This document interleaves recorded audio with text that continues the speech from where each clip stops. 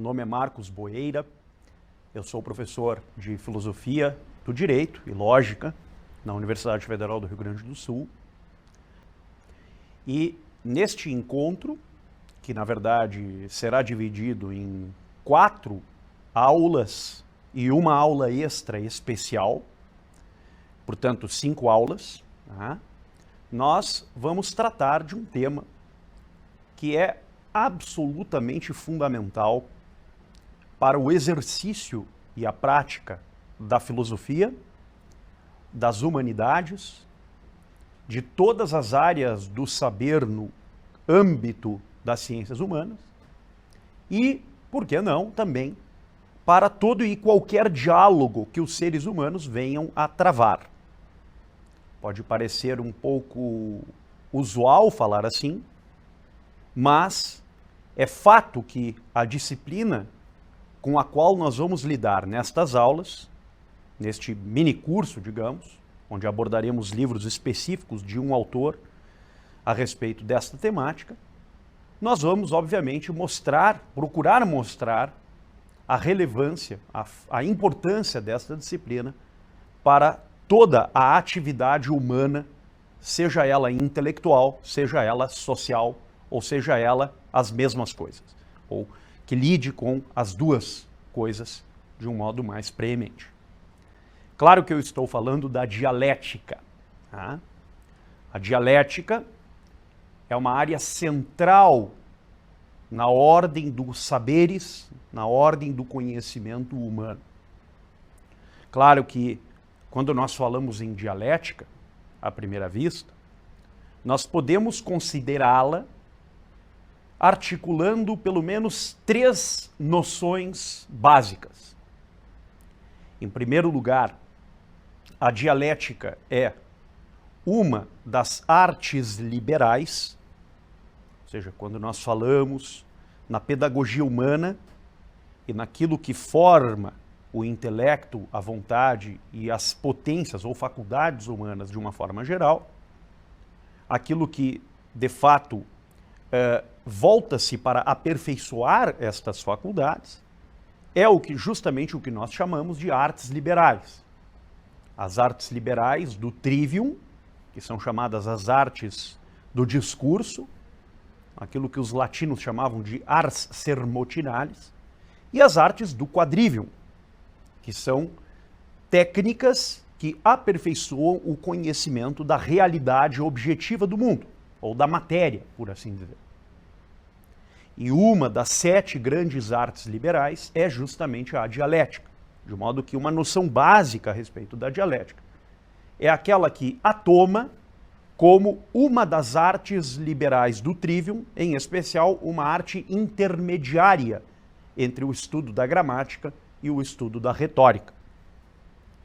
Há uma segunda noção importante de dialética, qual seja o fato de que a dialética é, de todos os modos de discurso, todos os modelos de argumentação, a dialética é o mais comum e o mais presente no horizonte da vida humana. Ou seja, de uma forma geral, todos nós intelectualmente somos impelidos a lidar com a dialética numa quantidade muito maior de vezes se compararmos com outras modalidades de discurso e argumentação, como a poética, a retórica ou mesmo a demonstração. Porque na dialética nós sempre lidamos com algum elemento que nos traz uma reflexão crítica, apodítica, a respeito do que quer que seja. Que pode ser um tema comum dentro da sociedade, ou pode ser um tema que exija um raciocínio mais ampliado, um raciocínio, portanto, mais investigativo, como normalmente ocorre no âmbito das ciências e, sobretudo, no âmbito filosófico. A dialética, então, ela está como que atrelada ao modo usual de exercer a atividade do intelecto, a atividade intelectual. E há uma terceira noção básica a respeito da dialética, que é aquela que diz respeito justamente ao diálogo humano. É sabido, né, e isso seria, vamos dizer, chover no molhado, de que os seres humanos são animais racionais e são assim caracterizados justamente porque usam algo que somente a espécie humana, dentre todas as espécies animais, é capaz de usar, que é justamente o intelecto e suas operações. O ser humano é um animal racional e o objeto que demarca e qualifica a atividade da razão, que é a atividade própria do intelecto, é o que nós chamamos de logos, né? A linguagem. E dentro da linguagem, o modelo mais intuitivo para os seres humanos é o modelo expressivo e significativo. Ou seja, dentro da linguagem nós procuramos significar e designar os objetos do mundo. Objetos que muitas vezes para nós são cognoscíveis, são, por assim dizer, facilmente acessados, e outros objetos que exigem maior dificuldade. E, portanto, exige uma certa perquirição investigativa que vai como que sopesando teses e antíteses, de maneira a se chegar num objeto. É normalmente o que ocorre naquilo que nós chamamos usualmente de diálogo, né? No diálogos, através da palavra, através da linguagem, dias logos, daí dizer diálogo, nós somos impelidos a encontrar uma certa harmonia, um certo consenso com aquele com o qual nós estamos dialogando, ou com aqueles, supondo uma comunidade de interlocutores. Em suma, a todo momento, a dialética está presente nas nossas vidas. Assim é na vida social, assim é na vida política, assim é na vida moral, assim é na vida estética, assim é na vida privada, assim é justamente em todos os ambientes da nossa vida. E dentro disso nós nos perguntamos assim, como nasce a dialética? Né?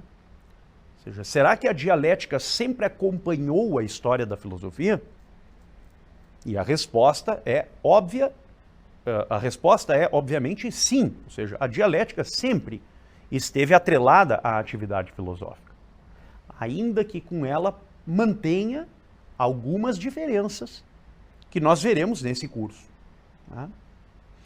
Portanto, é claro que se nós observássemos todos os grandes pensadores da humanidade, nós certamente extrairíamos aqui e acolá, da obra de um ou outro, excertos sobre a dialética. Por exemplo, há nos diálogos platônicos, em alguns em maior medida, em outros diálogos em menor medida, mas sempre há, em maior ou menor medida, a presença da dialética. No Gorgias, por exemplo, que é um diálogo que lida com a retórica, ou no Mênon, que é um diálogo voltado para a análise da virtude, ou mesmo, por exemplo, no Timeu, que é um diálogo voltado para a cosmologia, nós encontramos em praticamente todos os diálogos platônicos uma atenção especial à dialética. Todavia, o primeiro filósofo, o primeiro pensador da humanidade, a ter uma obra destinada a analisar com rigor a dialética, foi o Aristóteles. E por isso, um curso sobre dialética jamais poderia prescindir de buscar analisar aquilo que o Aristóteles, vulgarmente chamado de o Estagirita, trouxera para dentro do campo da análise a respeito da dialética. Vejam que a dialética tem, portanto, uma atenção muito especial de parte dos grandes filósofos que o maior pensador da antiguidade, que foi o Aristóteles, pelo menos do meu ponto de vista, dedicou uma especialíssima atenção para esta área do saber, que é a arte de lidar com o discurso, com o modo correto de discorrer acerca de proposições e problemas. Por isso, o nosso curso, ele terá como objeto central o enfrentamento de 3 obras. A primeira obra, e todas elas, digo eu, pertencem a um tratado geral que o Aristóteles dedicou para a lógica, que é o Organon. De modo que dentro do Organon existem 6 livros. E a dialética é estudada por todos os livros do Organon, mas de maneira sistemática por 3 desses livros. O primeiro, o segundo e o 5º livro do Organon são destinados de maneira muito especialíssima para o estudo da dialética. De maneira que nós vamos estudar, portanto, 3 livros do Organon neste curso, e na aula extra que nós teremos, nós vamos analisar um dos autores modernos que recebera a herança aristotélica e dera a esta herança aristotélica uma tonalidade um tanto mais específica e profunda, que foi o Pedro da Fonseca, um dos grandes lógicos do século XVII, XVI, XVII, a passagem, né, do século XVI para o século XVII. Pedro da Fonseca, que era apelidado de o Aristóteles português, justamente pela sua fidelidade à obra do Estagirita. Mas para que avancemos para o estudo, né, de como Aristóteles fora recebida no medievo tardio, ou na escolástica do barroco, chamemos assim o período onde o Pedro da Fonseca viveu, nós temos de ver como o próprio Aristóteles lidou com o tema. E para isso nós vamos estudar 3 obras do Aristóteles de maneira mais especial, tendo em vista, obviamente, aspectos introdutórios dessas obras. A primeira é o livro das categorias, que nós já vamos começar a enfrentar nessa aula e daremos sequência na próxima. O segundo livro é o livro sobre a interpretação, normalmente é chamado de perihermenés em grego, né, ou em latim de interpretatione. É o livro sobre a interpretação, onde o Aristóteles continua analisando os fundamentos da lógica material, que é a dialética. E o último livro do Aristóteles, que nós vamos ver de maneira mais premente, é o livro dos tópicos, os lugares comuns, né, onde o Aristóteles adentra justamente na arte liberal da dialética. Né. Alguns autores, inclusive, consideram a dialética uma ciência como as outras, porque ela pode ser estudada como um objeto adequado e específico do ponto de vista investigativo. Ainda que a dialética, diferentemente das demais ciências, né, e por isso ela é chamada pelos clássicos apenas de arte liberal e não de ciência, né, a qualificação da dialética como ciência é algo que só vem na Idade Média, né, com um autor chamado William of Sherryhood, né, que era um lógico inglês. Então é o primeiro autor a falar, a tratar a dialética como uma ciência, né? Mas antes dele, nós podemos dizer que a dialética vinha sempre sendo tratada como uma arte liberal, justamente porque, diferente das demais ciências, a dialética está presente em todas as ciências. E, portanto, ela não é apenas uma ciência, mas ela é um método que fundamenta e sistematiza não apenas a lógica e a retórica, senão todas as demais ciências que existem. E esse é, portanto, o objeto simpliciter, o objeto principal da dialética como tal. Portanto, nos cabe agora ver aonde se inicia o estudo da dialética. E todo estudo da dialética começa na linguagem. Tá? A dialética é um tipo especial de discurso que, diferente da demonstração e diferente da retórica, é um discurso que lida com conclusões plausíveis, ou maximamente plausíveis, que é o que normalmente nós chamamos de conclusões prováveis. Os juízos da dialética são juízos prováveis, porque de um discurso dialético, nós não podemos inferir um grau absoluto e definitivo de certeza, como normalmente ocorre na demonstração, na matemática, mas na dialética, o máximo que nós podemos conseguir é um grau muito próximo da certeza, mas não certo, que é um grau de probabilidade. Aonde que nasce o estudo deste modelo de discurso ou argumentação e por que este modelo se embasa justamente nesse início? O início do estudo da dialética começa na linguagem. E todo estudo da linguagem, em maior ou menor medida, deve começar no estudo ou no livro das categorias. O livro das categorias, eu tenho essa edição aqui, que é uma edição portuguesa, né, da Guimarães Editores, o livro das categorias, né, que é o primeiro livro do órgão do Aristóteles.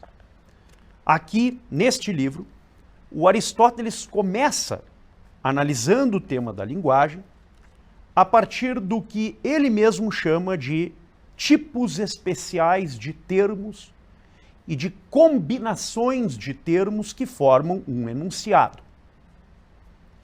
Se nós olharmos para a dialética, nós vamos ver que todo o estudo da dialética começa aonde? Começa nos termos que possuem significado. Não é possível estudar a dialética se nós não atentarmos para os termos que possuem uma significação no mundo. E quando nós especulamos os termos que possuem significação no mundo, nós somos como que impelidos a ver exatamente quais são os primeiros tipos de termos, ou quais são os termos primários, e como a partir desses termos nós formamos enunciados, tá? Formamos conceitos, formamos sentenças, orações ou frases. Frase, oração, sentença, enunciado, conceito, aqui, todas essas 5 maneiras de dizer são 5 maneiras de dizer a mesma coisa. Nós estamos falando da mesma coisa que é a frase. Um enunciado composto de sujeito e predicado. Só que toda frase composta de sujeito e predicado deve ter uma atenção especial nos termos, nos tipos de termos que formam o enunciado. E é justamente assim que o Aristóteles começa, estudando as categorias. Então, para ver como se dá a composição de sujeitos e predicados, o Aristóteles nos fala de 3 tipos de expressões, nomes ou termos. Tá? É o que ele chama de homônimos, sinônimos e parônimos. Tá? Vamos ver como ele define cada um. Diz ele assim: chamam-se homônimos os nomes que só têm de comum o nome, enquanto a noção da sua essência é distinta. Por exemplo, o nome animal pode ser empregado tanto para um ser humano como para um felino. Por exemplo, eu chamo animal um ser humano e chamo animal um felino. Por quê? Porque eu estou designando tanto um como o outro pelo mesmo nome. Um nome que, neste caso, animal, desempenha uma função de gênero. Nós vamos estudar isso mais para frente, aqui mesmo nesse curso. Tá? Então, o nome, o homônimo, é um nome que pode servir a 2 essências. Tá? Existem também os sinônimos. Chamam-se sinônimos, nos diz o Aristóteles, quando simultaneamente tem o mesmo nome e esse nome significa comunidade de nome e identidade de essência. Tá? Quer dizer, identidade de essência. Por exemplo, tá? O homem e o animal, um felino, têm um mesmo gênero. São ambos animais. Mas eles têm diferença específica. Porque o homem pertence à espécie humana e o animal pertence à espécie animal, que pode ser felino, réptil, anfíbio e qualquer outra espécie animal. Tomemos a expressão ser humano para o Marcos e qualquer um de vocês. Todos temos o quê? Podemos ser chamados de quê? De ser humano. Porque há aqui uma identidade de essência. Né? E por fim, os parônimos, nomes que derivam de outros, através de uma flexão verbal. Por exemplo, coragem, corajoso. Tá? Tá? Por exemplo, gramática, gramático. Nós temos o mesmo radical e uma flexão verbal que qualifica essa expressão de uma forma diversa daquela primeira. Ou seja, o que temos aqui é uma derivação através de uma flexão verbal, que implica dizer um parônimo. Quando nós falamos em enunciado, frase, o que nós podemos fazer é combinar termos que podem ser homônimos, sinônimos ou parônimos, de maneira a formar enunciados que contenham justamente um sujeito e um predicado. Tá? Um sujeito que pode, ao unir-se ao predicado, ser inserido dentro deste predicado e, portanto, o tipo de enunciado que nós podemos formar com os termos nos impele a considerar sempre que algo pode ser dito de um sujeito. Um predicado pode ser dito de um sujeito. Um predicado, portanto, que é dito de um sujeito, pode ser dito do sujeito de maneiras diversas, de maneiras diferentes. Apenas a gramática não pode ser predicada de nenhum sujeito, porque a gramática é ela mesma a própria estruturação e a própria condição de possibilidade da predicação, ou daquilo que pode ser predicado, dos sujeitos em geral.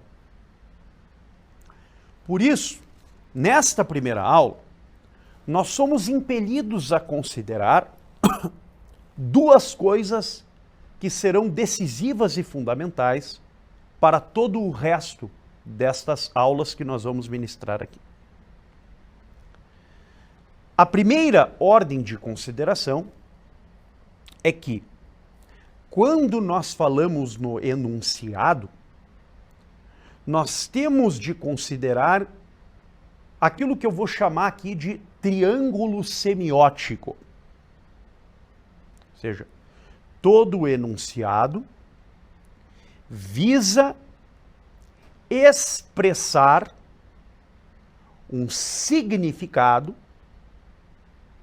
que corresponde a algum objeto do mundo físico ou imaginário, e para fazê-lo é necessário que a linguagem se articule tanto com o mundo que é significado, como também com o pensamento humano em geral, que absorve esse enunciado.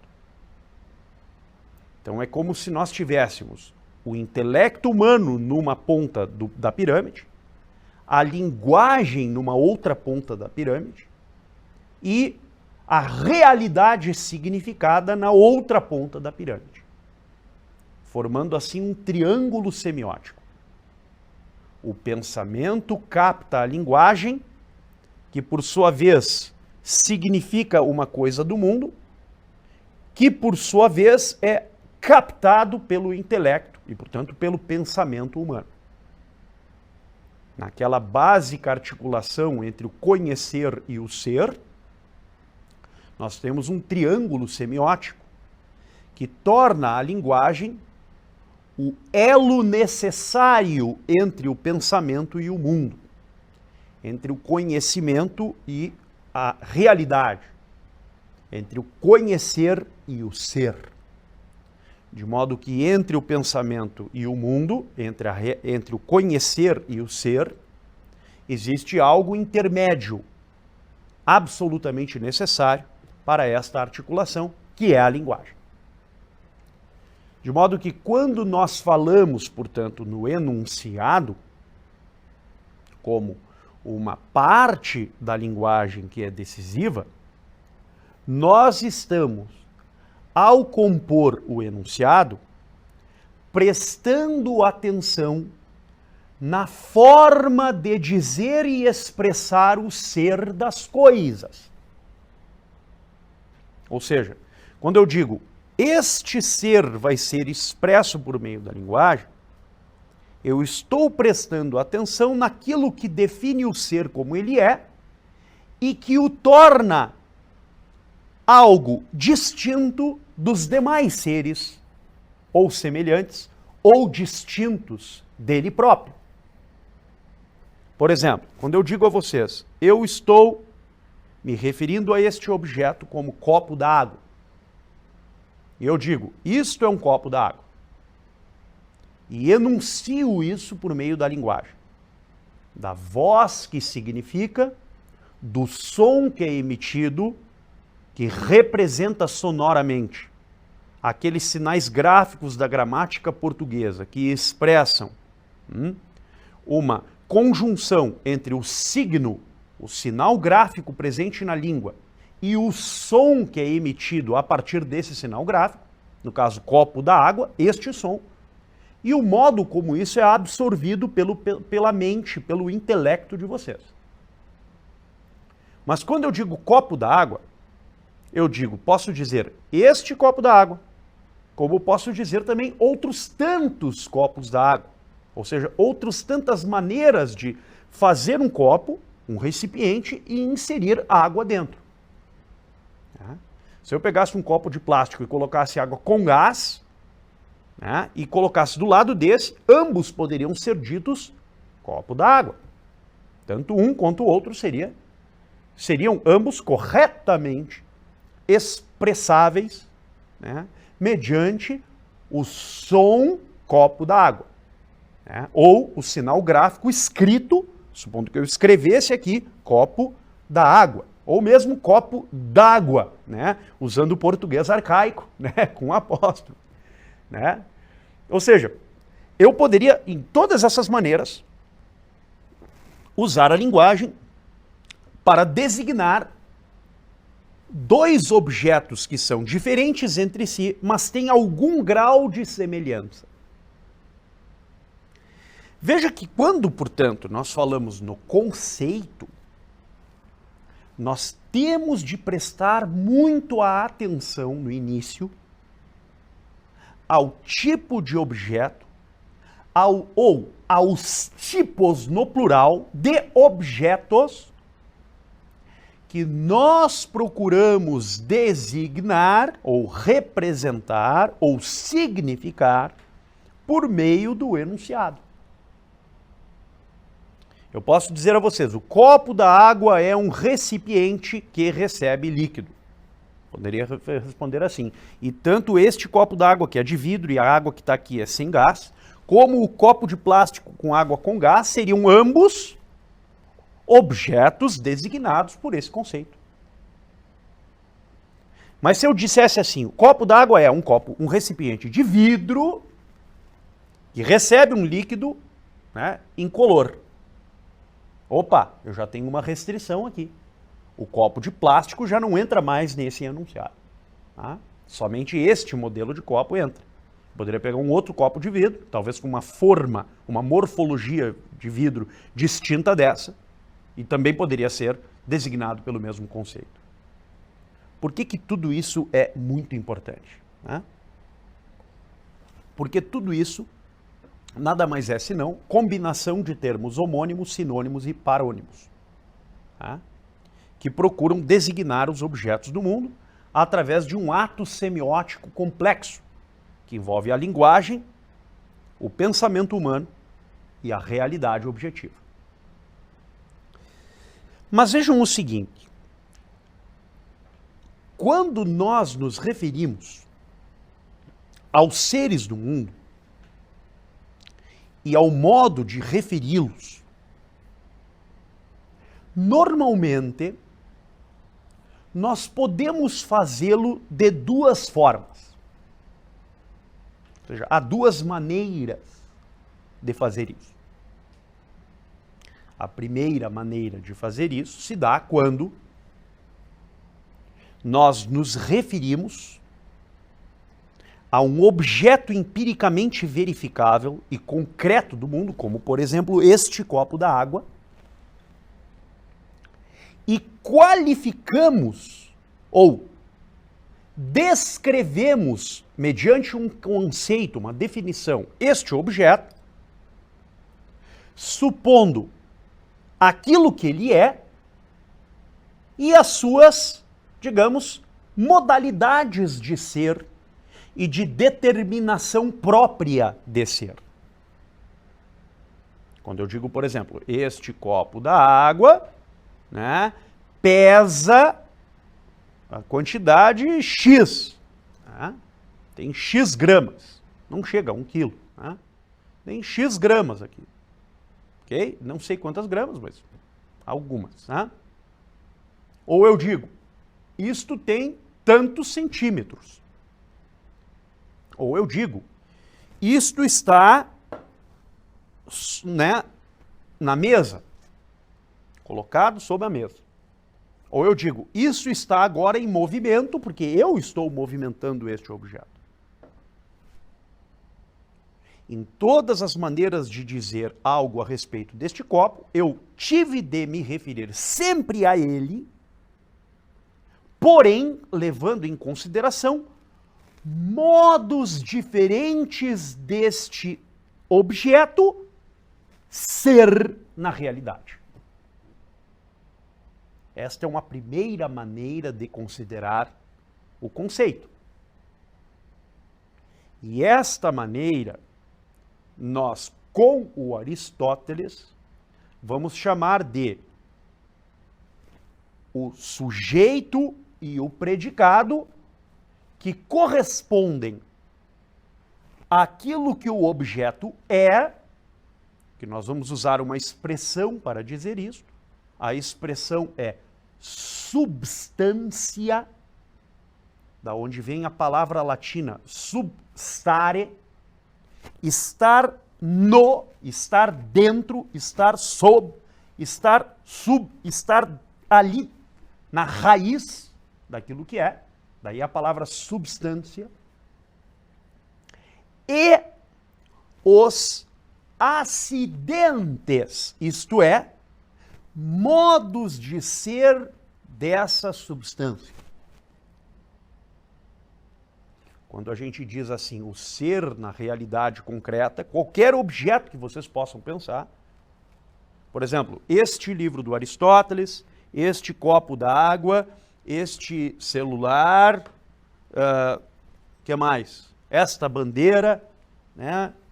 Que mais? Essa carteira miserável, este outro livro, qualquer outra coisa que vocês pensar, qualquer objeto concreto da realidade, e mesmo o ser humano, e mesmo todo e qualquer animal, qualquer objeto, é um indivíduo e, portanto, é uma substância. O que define a substância? O que define a substância é aquilo que um objeto é individual e propriamente. Isto é individual e propriamente um livro. No caso, o Organon, livro das categorias e livro sobre a interpretação, do Aristóteles. É isso que é isso aqui, substancialmente falando. toda substância, todo objeto concreto, empiricamente verificável do mundo, é uma substância, isto é um indivíduo que é dito algo. Então, quando nós nos referimos a uma substância como esta, normalmente nós usamos um nome, uma descrição definida, chamada copo da água, tá? Para designar este objeto. Se eu botar um outro copo d'água, vai ser chamado também de copo d'água. Embora cada um deles seja uma substância. Tá? Então, a primeira coisa que refere-se à substância é o nome. Algumas substâncias têm nome próprio, como, por exemplo, os seres humanos. O meu nome é Marcos Boeira. Tá? Cada um de vocês tem um nome individual. Quer dizer, o ser humano, como dizia já o grande Boécio, é uma substância individual de natureza racional. Por isso, cada um é um indivíduo que tem natureza racional, é um animal racional. Então, cada um de nós é designado, a nossa substância, qual é a substância deste ser humano aqui? É esta. Mas tem uma maneira de designar essa substância, que é o nome dessa substância, que no caso o meu é Marcos Boeira.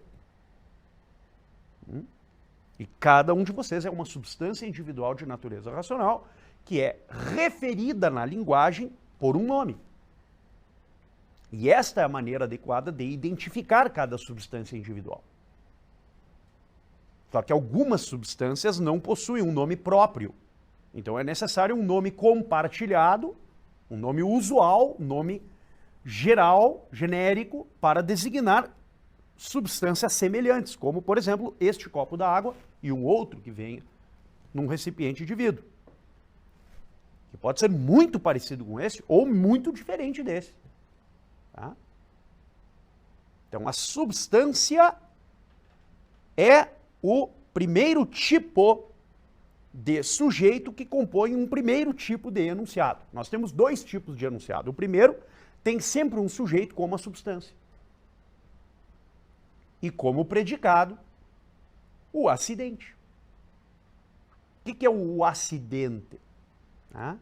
O acidente é aquilo que determina o ser. Por exemplo, eu digo, este copo da água pesa X gramas. O que eu estou fazendo? Este copo da água é substância. X gramas é o quê? É o peso, a quantidade de matéria-prima que tem nesta substância.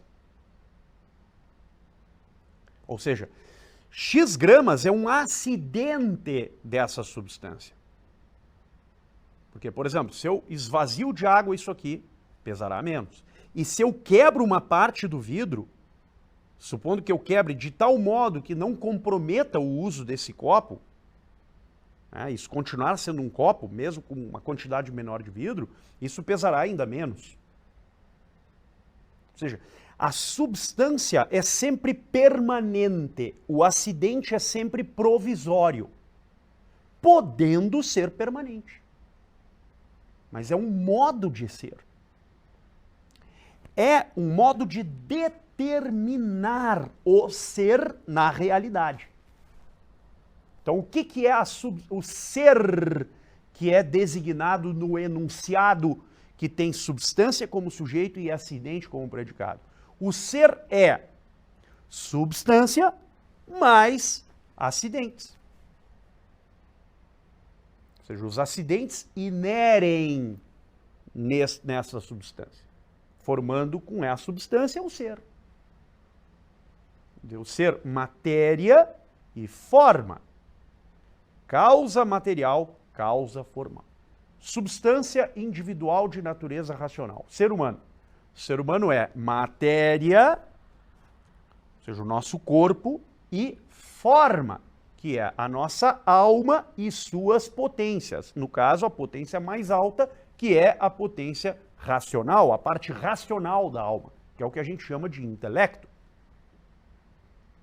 Então, o intelecto é a forma, é parte ou potência ou faculdade da alma que serve para diferenciar esta substância chamada ser humano de demais substâncias que são desprovidas de intelecto, como os demais animais, as demais espécies animais do gênero animal, felinos, répteis, insetos, anfíbios, etc.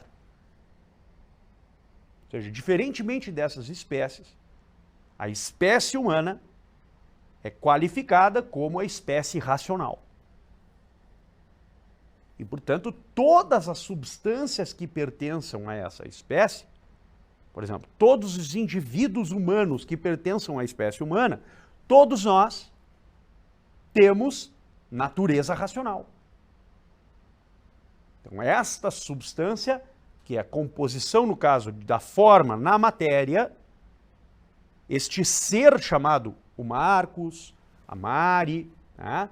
Cada um de vocês individualmente, o Vitor, o Lucas, etc., todo mundo, cada um de nós é uma substância individual de natureza racional. E, portanto, cada um de nós tem uma substância, que é a composição da forma com a matéria, a alma com o corpo, e acidentes, que são modos de determinação da nossa forma de existência. Então, essa é a primeira maneira de considerar o enunciado.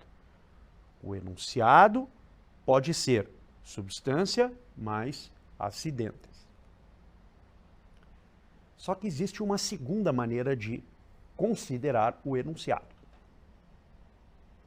E essa segunda maneira de considerar o enunciado é o que nós vamos chamar de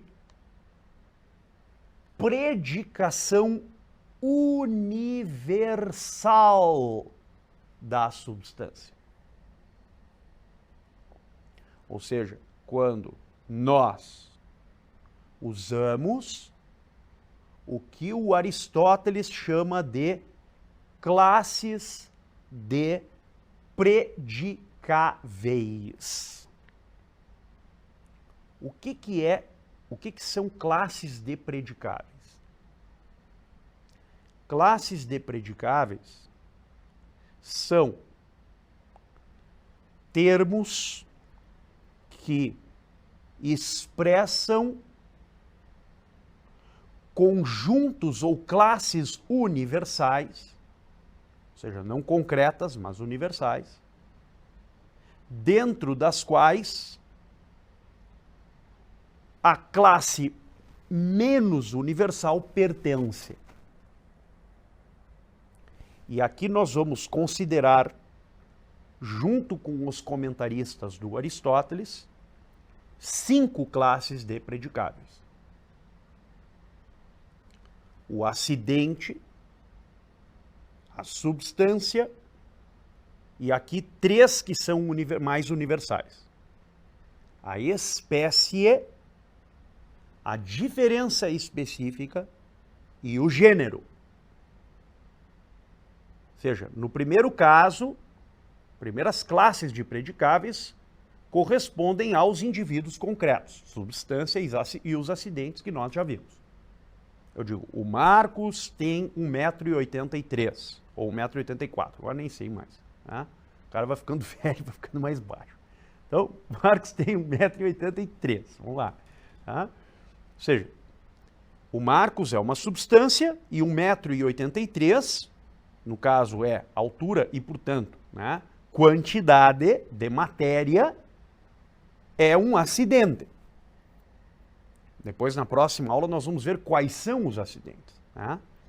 Então, o acidente é um predicado de uma substância. Mas vejam o seguinte, eu também posso predicar da substância coisas universais, não concretas, de modo a inserir a substância dentro de um universal, ou dentro de uma dentro de um predicável, vamos chamar assim, como Aristóteles chama. Quando eu falo em espécie, eu falo naquilo que é compartilhado por muitas substâncias.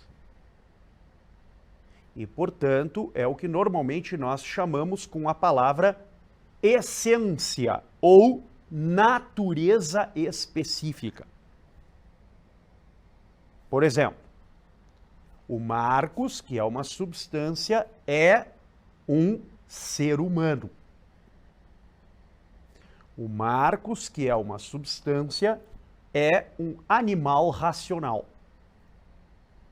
O Marcos, que é uma substância, é um animal político. Ser humano, animal racional, animal político, são três maneiras de dizer a mesma coisa a respeito do ser humano. A respeito da espécie humana. O que define a essência da espécie humana? O que é a sua natureza específica? É a sua essência comum. Aquilo que eu, a Mari e todos vocês temos em comum. E o que é que nós temos em comum?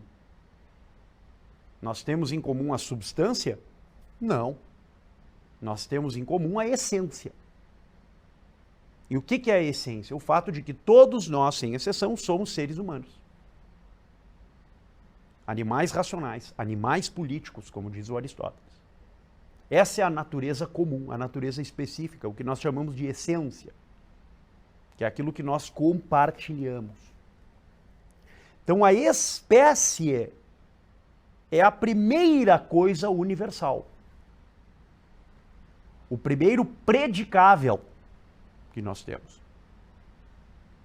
Só que há um segundo predicável, que é a diferença específica.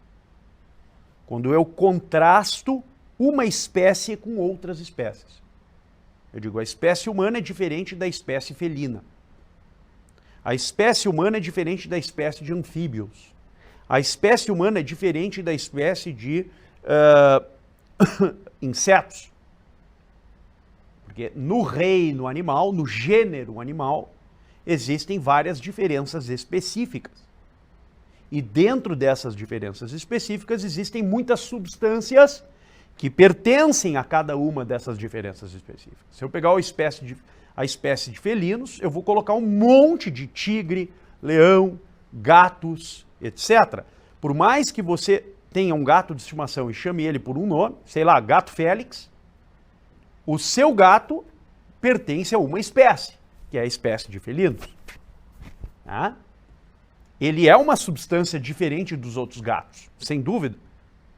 Mas ele tem, em relação aos outros gatos, uma mesma essência, porque pertence a uma mesma espécie. Espécie essa que é diferente das demais do gênero animal.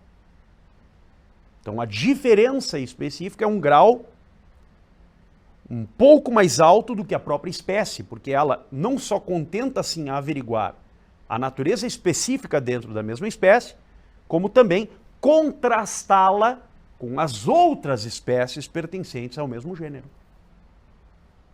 E por fim, nós chegamos naquilo que é o mais universal dentre todos, que é o gênero. Qual é o gênero humano? O gênero animal. Mas nós poderíamos ir além e considerar gêneros mais generalíssimos do que o próprio gênero animal. Por exemplo, gênero ser vivo, que abarcaria não só todos os animais, seres humanos, felinos, anfíbios, répteis, etc., mas também as plantas. E poderíamos, inclusive, aumentar ainda mais e considerar todos os seres imanentes, considerando, inclusive, os seres inanimados, o gênero de seres, seres imanentes. Por exemplo, pedras, os minerais, seres inanimados. Então, à medida em que nós vamos abstraindo, nós vamos como que universalizando o gênero para abarcar um número ainda maior de seres. O gênero é o predicável mais universal. E como é que nós articulamos isso no segundo tipo de enunciado do qual eu falava antes? Considerando sempre a inserção do menor no maior. Então, no primeiro tipo de enunciado, nós temos a substância e o acidente. Substância é o sujeito, acidente é o predicado. No segundo tipo de enunciado, nós também temos sujeito e predicado. Mas nós vamos compor o sujeito e o predicado de acordo com a inserção do predicável em outro predicável mais amplo, mais universal. Por exemplo, Marcos, sujeito, é animal racional, espécie. Esta substância, sujeito, é composta, é inserida dentro do predicado, animal racional, que é um universal maior do que a substância individual, que sou eu. A substância individual Marcos Boeira sou só eu, não outro. Mas se eu digo animal racional, eu estou falando toda a espécie humana. Tá? Ou seja, o predicado animal racional é um universal ou um predicável que abarca todos os indivíduos pertencentes à espécie humana, dentre os quais esta substância. Como todos vocês. Então, primeiro tipo de enunciado que nós temos aqui, a substância tem como é sujeito e o predicado é a espécie. Mas nós também podemos dizer que a substância é inserida dentro do gênero. O Marcos é um animal. Não está errado dizer isso. Vocês podem até brincar comigo. Olha aí o animal, né? Mas não é errado dizer. Todos nós somos animais. E muito mais interessante seria o seguinte: nós, além de colocarmos o sujeito, a substância como sujeito, cujo predicado é a espécie, a diferença específica ou gênero, nós podemos, inclusive, considerar a espécie enquanto tal um sujeito que terá como predicado um gênero. Por exemplo, eu digo, o ser humano é animal. O animal racional é animal. O animal político, espécie humana, é mortal, que é um gênero. O animal racional é mortal. De modo que quando eu componho o enunciado, nesse segundo tipo, eu componho tendo em vista os graus de universalidade que advêm quando eu lido com as chamadas classes de predicáveis. No primeiro tipo de enunciado, substância e acidente, nível concreto, seres concretos. Mas no segundo tipo de enunciado, eu estou considerando a inserção do sujeito no predicado, tendo em vista o que é menos universal ou particular, no caso uma substância, com aquilo que é universal por definição, a espécie, a diferença ou o gênero. Ser humano é animal racional. Ou seja, esse indivíduo pertence à espécie animal racional. Ou animal racional é mortal. A espécie humana inteira pertence a um gênero que é muito maior do que ela, dos mortais, que abarca não só a espécie humana, como todas as espécies animais. Os felinos, os anfíbios, os répteis, etc. Em suma, todo o estudo da dialética começa na formação do enunciado. Porque a formação do enunciado dará condições de este enunciado, ao ser julgado pelo intelecto, ter ou não ter um valor de verdade, ou uma probabilidade de adquirir um valor, mesmo que não verdadeiro, pelo menos provável, ou maximamente plausível, dentro de um discurso. Quando eu digo a vocês, o ser humano é um animal racional, eu estou falando espécie, espécie. Se eu digo, o Marcos é um animal, uma substância que pertence a um gênero.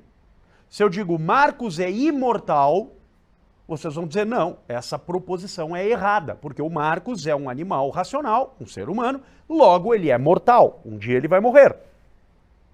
Tá? Logo, a proposição Marcos é imortal é uma proposição falsa. Agora, se eu digo a vocês, o Marcos poderá durar, o Marcos irá durar 90 anos, porque ele tem boa saúde, etc., você vai dizer, olha, ele tem boa saúde, supondo que eu tenha, não é o caso, mas supondo que eu tenha, né? Você vai dizer, não, é plausível pensar que o Marcos dure 90 anos, é provável até. Tá? Mas não é certo. Só que para avaliar se isso é certo, ou se isso é provável e, portanto, maximamente plausível, se é meramente verossímil, que é o caso da retórica, já estudamos, né, em outro curso, ou se isso é meramente possível ainda, tudo isso vai depender do quê? Da composição do enunciado. Somente a partir da composição do enunciado nós seremos capazes de avaliar o grau de credibilidade e certeza que esse enunciado poderá ter. E é justamente aqui que começa todo o estudo da lógica e da dialética. Na próxima aula, nós vamos estudar as categorias especificamente e averiguar como isso se articula dentro dos níveis de credibilidade. Muito obrigado pela atenção de vocês.